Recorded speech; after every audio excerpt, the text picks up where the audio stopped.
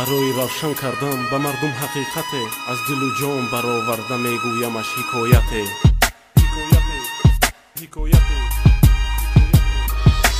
дар яке аз минтақаҳои кӯҳсори тоҷикистон, дар маконе ки ба зебогӣ дар дунё нест мисли он, дар миёни кӯҳҳои баланду сарбарсамо воқеъ аст дар ҳамворӣ деҳаи афсонаҳо.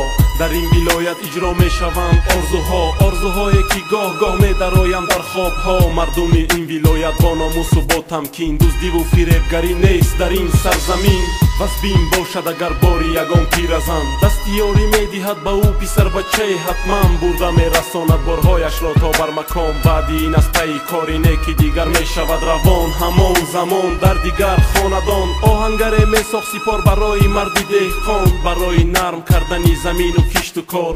аз ин кор таом мекардан тайёр, беҳунар шахсе вуҷуд надошт дар ин диёр. ҳар касе бо коре вобаста буд бо ихтиёр, ҳезумкаш аз теппаҳои боло меовард хасҳоро. деҳқон дар ҳамворӣ кишт мекард зироатҳоро, модаре дар ҷои шиштабод мекард гандумҳоро. ҷавонмарде аз осиёб ҷамъ мекард ордҳоро, духтаре дар танур сурх мекард нонҳоро. сурхии оташ буд аз ҳисоби ҳезумкаш, ёр бо ёр ҷуфтҳо буданд бисёр, барое ки ишқ ҳаст дар он ҷо пойдор.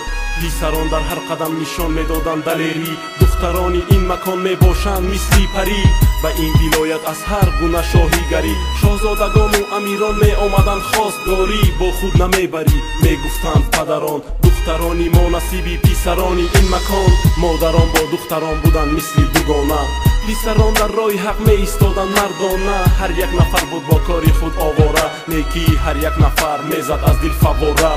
бо гузар агар меомад ба ин ҷо ягон сайёҳ, зуд ба пеши ӯ неъматҳо мекарданд муҳайё.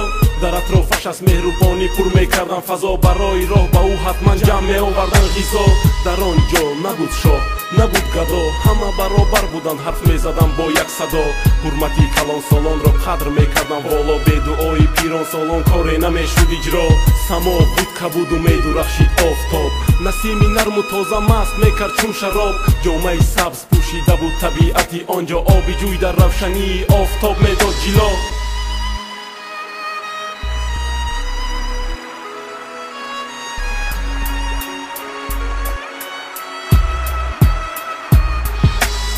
насими фора мевазид аз миёни кӯҳҳо, садои оби ҷӯй фора мебошад ба гӯшҳо. зебогии он манзара об медиҳад ба чашмҳо, ва мисли афсона садо медиҳанд суханҳо.